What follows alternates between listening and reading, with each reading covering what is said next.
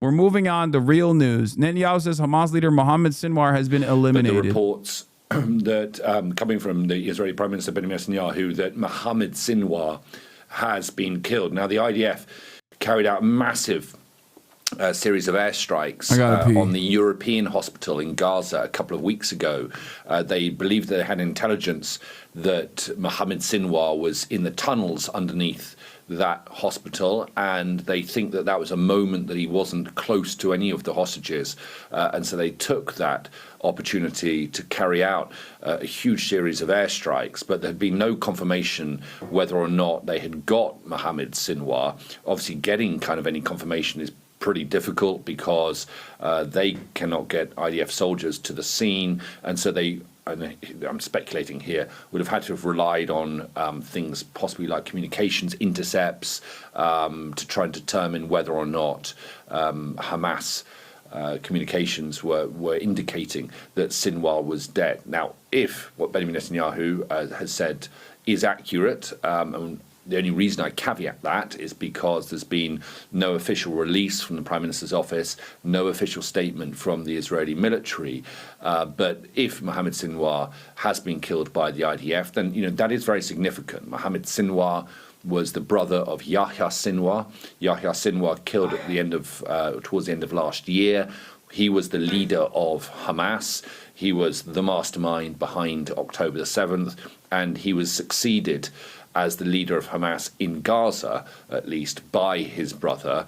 His brother's, he was never quite the figure that Yahya was, but, he became the senior figure for Hamas in Gaza over the last 6 or 7 months. He would have been the point man, the main kind of decision maker for Hamas within Gaza when it came to any ceasefire negotiations. It was said that he was pretty stubborn. There were reports that often it was Mohammed Sinwar who would put in sort of late demands or... Was he actually behind October 7? I had not heard that. Yahya Sinwar? Yes. Yahya Sinwar is the architect of October 7. Yeah, absolutely. This is his brother Mohammed Sinwar, and Israel's perspective on this is like, as long as we kill as many leaders of Hamas as possible, they will be more willing to negotiate with the ridiculous demands that we make, like... complete disarmament and also permanent ethnic cleansing of Palestinians. They're obviously not really thinking about the motivations of the Palestinian population broadly. Like, certainly there's a lot of discontent among the Palestinian population, even discontent directed towards Hamas as well, where people are just like, too many of our family members have died. We want an end to this, no matter what it is, no matter what that end looks like. People are incredibly desperate, and Israel is banking on that desperation to basically break the backs of all Palestinian people and continue with their final solution of permanent ethnic displacement of the Gaza Strip. I don't think that this works, though, considering that there's still going to be militancy towards... There's going to be militancy from the Palestinian population. There's going to be a Hamas, even if the leadership is completely decapitated, because as long as Israel exists, there is a necessity for a Hamas-like formation. That's it. You know what I mean? That's it. Like, what? You think people are just going to, everyone is going to put down their arms and be like, okay, you can kill us with ease. No. The more desperate you make people, the more willing they are to fight back. The more willing they are to actively fight back. Try to change the terms of any ceasefire agreement. And so the hope has been here, at least, that if Mohammed Sinwar was eliminated, then not only would it further degrade Hamas's command structure, which already is in absolute tatters, but it also might remove an individual who had blocked some of the negotiations to try and reach a truce. So we'll see whether or not that materializes. There are lots of rumors around at the moment about a potential ceasefire being close. I have to say, every time it seems as though there might have been movement in that direction, that it hasn't actually gone anywhere. It tends to be the Israelis, but also actually, in fairness, backed by the Americans, saying that Hamas are not agreeing to the deal that is on the table.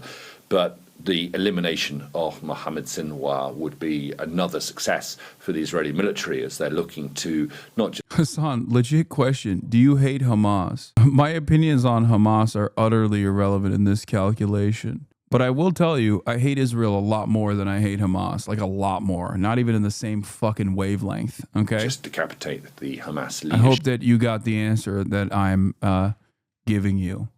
I hope that you got the answer that you wanted to get. But completely dismantle Hamas's ability to operate and function as a military force within Gaza, and also as a political force within Gaza.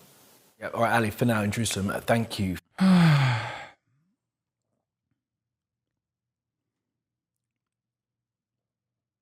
Turning now to scenes of death. Palestinians rush to new aid centers in Gaza as chaos erupts. Did the Trump regime do another Blinken today? Thought I saw something. They're doing a Blinken every day. They're hitting the fucking blinkers. Law and order. Trump says he will take a look at the possible pardons for men convicted of plotting to kidnap Michigan Governor Gretchen Whitmer. Desperation in the Middle East as Palestinians rush to pick up aid in Gaza after an Israeli blockade restricted food and medical supplies. Shots were fired, and local officials say dozens were wounded. The aid is being distributed by a new group backed by Israel and the United States. Rami Asensio reports, and a warning, some of these images are hard to watch.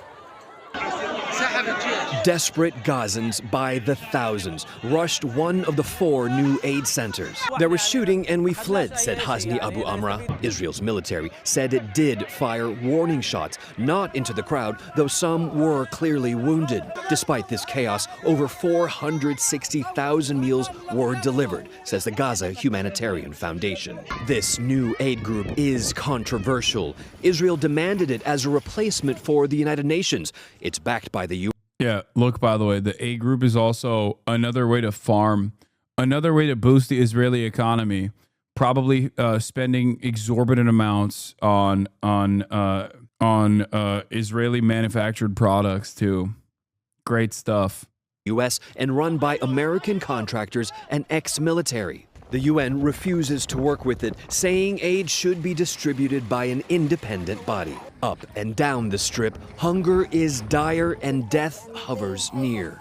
This baby girl, Siwar Ashur, just months old, should weigh close to 15 pounds.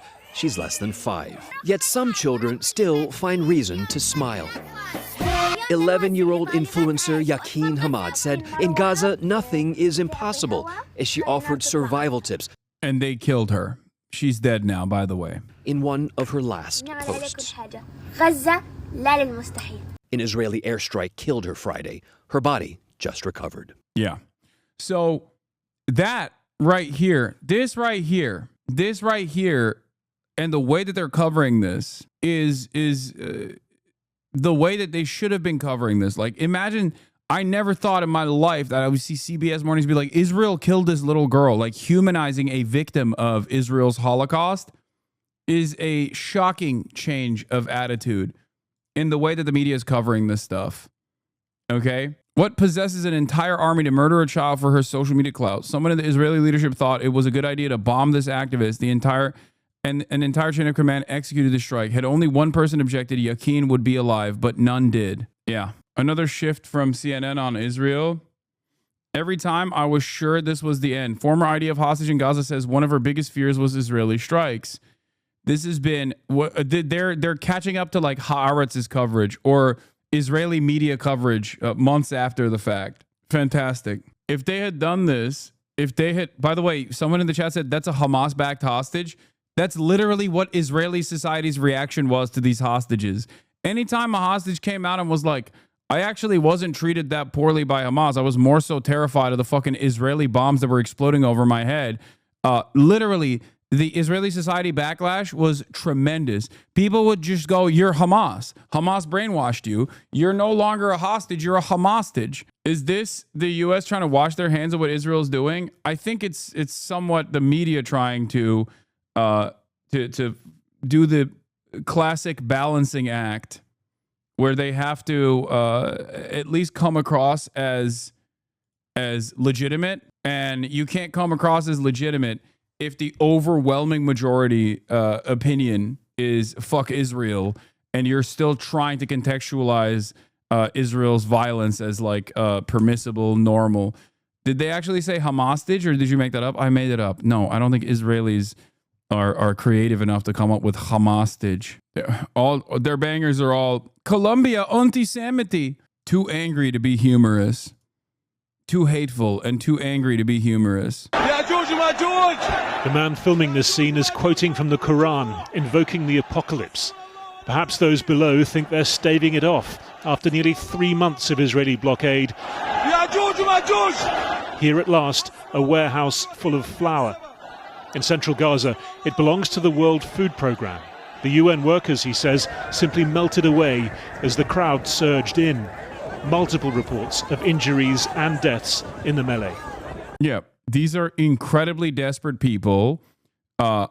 Israel deliberately eviscerated the civil governance police force by saying they are Hamas, because they are Hamas, okay? So, yeah, of course, people who are starving to death have no mechanism of distribution because they're fucking starving to death. They're being starved to death. It is rather remarkable that scenes like this did not unfold much earlier. A true testament to Palestinian society in Gaza. Washington, D.C. residents would descend into utter chaos by day 2 of this type of siege Gaza has endured. It took Israel destroying decades-old humanitarian aid systems, seizing it, and rolling out a new system deliberately designed to produce this chaos. By the way, this chaos is Israel's ultimate goal. It is to showcase the Palestinians as like barbaric and scary, because they have actively dehumanized them, and they know that the Western media has actively dehumanized the Palestinians. But I think at this stage in the Holocaust, most reasonable media figures are probably not going to. They're probably not going to aggressively talk about the victims of a Holocaust in mean terms. It follows yesterday's chaos in the far south at a distribution center belonging to the controversial US-Israeli-backed Gaza Humanitarian Foundation. Today called this a brief and intentional relaxation of its security protocols, adding that no Palestinians were fired upon and there were no casualties. But our team witnessed a number of injured people making their way north. The UN says 47 were injured and has today again condemned the GHF operation. Israel has in turn repeated its criticism of the UN, saying it was joining Hamas, mafia-like, in trying to block the GHF. Today, it said it had now given out nearly 15,000 food boxes over 2 days. For all the chaos of this week, to get a sense of Gaza's reality, perhaps better to follow these footsteps, past rotting debris beneath circling Israeli drones. They belong to Yara, 10 years old. There's only so much propaganda that you can do as Israel while you're simultaneously starving and killing as many children as you possibly can. That's it. Like, no matter how evil people are, they're never going to be as evil as the person who has been propagandized against Palestinians as like the average Israeli has. And therefore, they're going to look at these images and go, this is completely unacceptable. Someone needs to stop Israel. Okay? That's it.